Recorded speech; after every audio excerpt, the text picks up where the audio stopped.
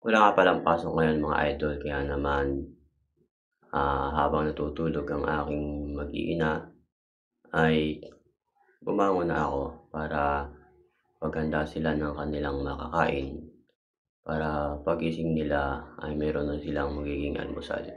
Ayan, bumangon na nga pala ako at nagtungo na ako sa kusina para ihanda kung ano ang pwede kong lutuin. Ayan, ang daming hugasin. May nakatakip pa. Kinuha ko na nga pala ang kawali at mayroong linisin sa kawali. Kinuha ko na rin ang aking paglulutuan. Ayan. Hugasan ko na ang kawali dahil may mga tira-tirang kanin. Mukhang nagsangag sila kagabi. Ayan. Kinuha ko ang dishwashing liquid at ang scrub panglinis. Ayan. Para malinis ang kawali bago natin ito gamitin.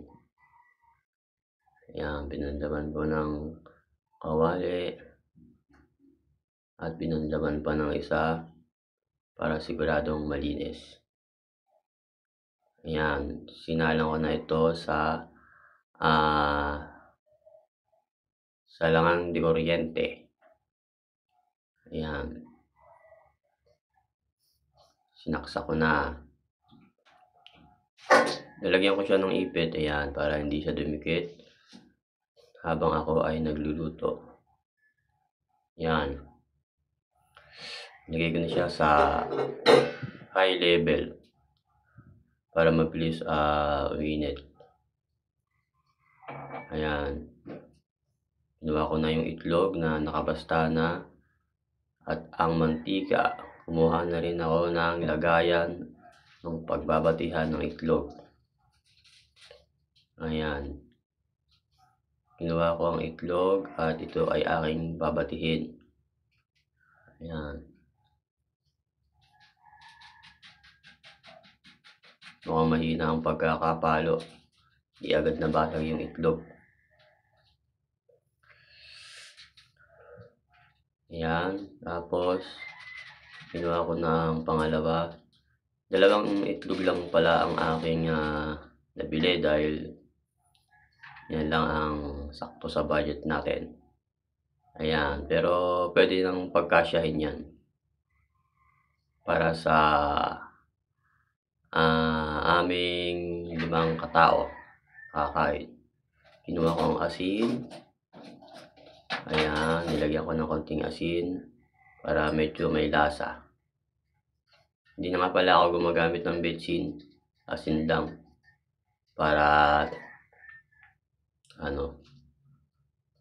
mas safe tayo sa panlasa.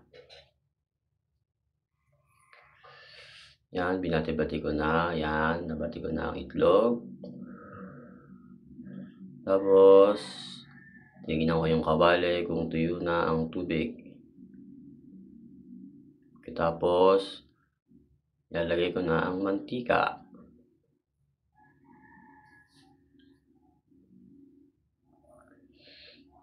Ayan, tuyo na. Tuyo na yung kawali.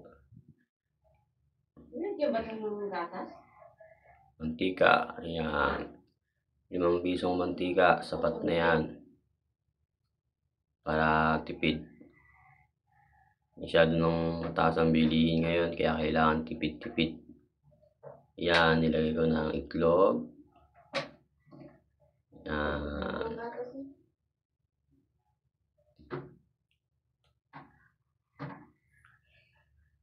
Sinimot ko yung itlog sa sa lagayan para walang sayang. Pagkatapos yan, kumuha na nga pala ako ng bawang dahil isasangag ko ang natirang kanin. Sasampalin ko mukha mo. Yan. Tinanggalan ko ng balat at hiniwa ko na rin. Ayan. Maliit lang yan. Yan na kasi yung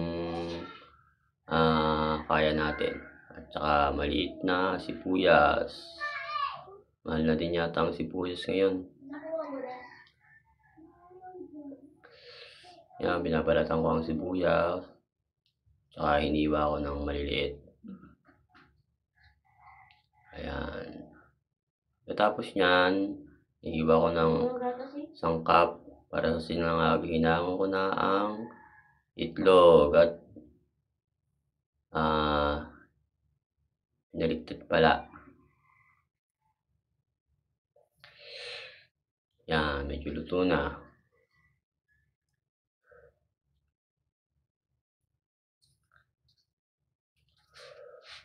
Hinangon ko na ang itlog. Tapos, lalagay ko na dyan yung bawang at sibuyas. Yan, nilagay ko pala muna sa tabi yung itlog para safe. Susunod ko na yung bawang at sibuyas. Yan. Pagkatapos nyan, kukunin ko yung rice cooker na may lamang kanin para durugin yung kanin para hindi siya buo pag nilagay sa kawali. Ayan, sayang din kasi kapag may natirang kanin tapos walang ulam, hindi makakain, mapapanis lang. Kaya naman ginawa natin ang paraan para makain yung tirang kanin. Ayan, konti lang nabawas sa kanin. Parang hindi sila nagsikain ng kagabi. Nakatulog na kasi ako kaya hindi ko namalaya na hindi sila kumain. Ayan, nadurog ko na ang kanin kaya naman ilalagay ko na ito sa kawali. Hinalo-halo ko muna yung sibuyas at kamatis kung luto na siya. Yan, luto na kaya sinalin ko na ang kanin sa kawali. Yan. Dahan-dahan lang pagsasalin para walang matapon. Hindi masayang ang kanin. Mahal na kasi ang bigas ngayon. Yung inakala natin magiging 20. 3.20 pala. Yan. Sunod, kinuha ko na ang itlog at ni-slice ko ito ng maliliit. Ayan. Ihahalo natin yan sa sinangag para lahat makaulam ng itlog. Yan. Slice, slice, slice ng maliliit para ihalo natin sa ating sinangag. Yan, halos na slice ko na lahat. Kaya naman isasalin ko na siya sa kawali. Ayan. Tapos nang nasalin, atin niyang hahaluin. Yan, para pati yung ilalim ng kanin ay uminit. Ay, yung ibabaw pala. Ayan. Halo-halo. Yan, halo-halo para kumalat yung itlog sa kanin. Yan. Para hindi agad mapili ng aking mga anak. Ayan, okay na. Ayan, ito na ang ating sinangag. Ayan. Naghain na ako para sa aking sarili dahil natutulog pa sila.